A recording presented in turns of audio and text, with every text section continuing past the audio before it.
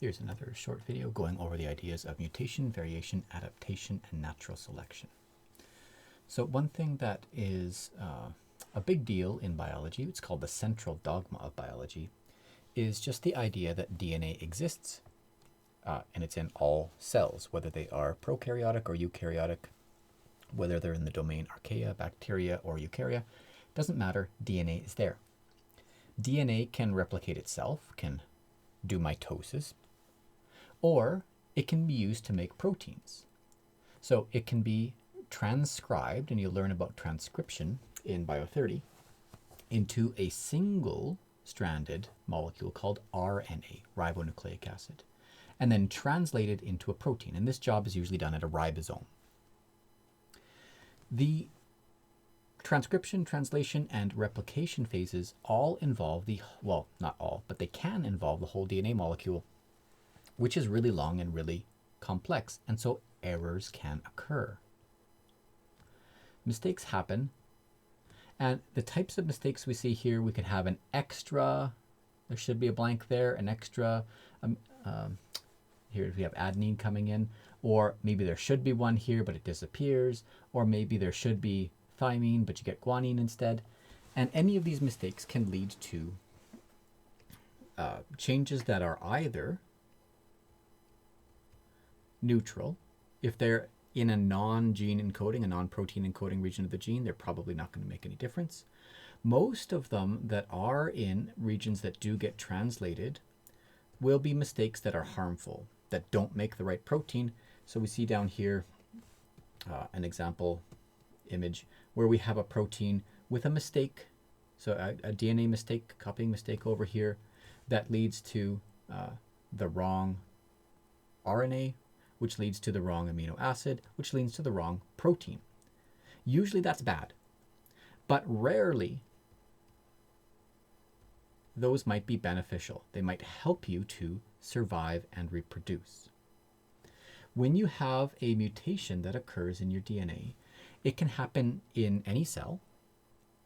If it happens in a sperm cell or an egg cell, then that will affect the entire developing organism.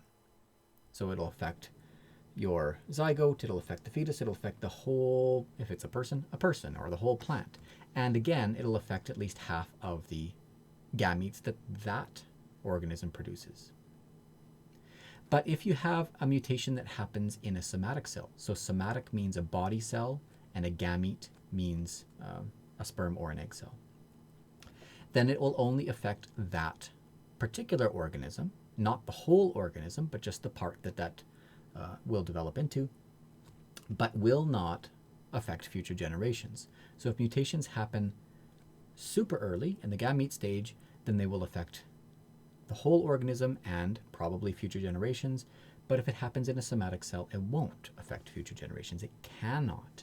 And remember that this was a big problem with the Lamarckian explanation of natural selection, which we treat as wrong, because it is wrong, because he was saying that changes that happen to your somatic cells during your lifetime could be passed down to future generations, which just doesn't happen. So if we have some organism and that organism has some variations, of course mutations lead to differences.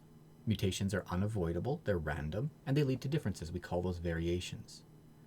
Some of those variations will be harmful and they will lead to death or just inability to survive or reproduce. But the ones that are more beneficial, like here, this one, or this one, will reproduce more frequently and we'll see them more common. If we then apply this over and over, we can say that this was a pretty good variation compared to this one, but compared to these ones, whatever this is representing, not as efficient, and these may be less successful organisms. Over time, we see that the representation of that organism, the way it looks, the way it acts, the way its cells do chemistry, will change over time. And the thing that's causing that change in the overall population are, first, the mutations, the differences that exist, and second, the fact that you have environmental pressures, selective pressures that make it hard for everything to survive. So only those best fit to their environment, the ones that are most likely to survive and reproduce, do that. We looked at the example with moths. If you have light-colored and dark-colored moths, these are variations. You can have lots of light-colored and dark-colored moths, but if one of them is easier to see, then of course it's going to be easier to eat. And over time, those light-colored variations are going to be less favorable if these moths are spending their time on a dark-colored tree. And we looked at the example the other way around, where if it was light-colored, then the dark-colored variation would be a problem. This can lead to things like variations in, for example, beak size. If you have a different sized beak or a different shaped beak, you might be able to get different types of food. And here, the most famous example of this are Darwin's finches, the finches in the Galapagos Islands, with lots of different shaped beaks, differently shaped beaks, because they have different diets. Some of them eat grubs, some of them eat seeds, some of them eat little things or big things, crunchy things or not crunchy things, and they have different pressures. The idea, though, the basic idea for natural selection, evolution by natural selection, is that more offspring are produced than survive. Not everybody survives. Populations can't keep growing forever because you can't have infinite growth. And there are resources that are limited: nitrogen, oxygen, water, space, food. So there's going to be competition. But we know we have these variations, and some of those variations can be inherited, the ones that happen in the gametes, which means that competition is not just random and arbitrary, but rather a way of weeding out which variations are beneficial and which ones are harmful. So over time, the population will change. The members of that same species will change to become the best fit for their environment. If you apply this over long enough periods of time, you end up with even speciation, the creation of new species, which we'll talk about in the next video.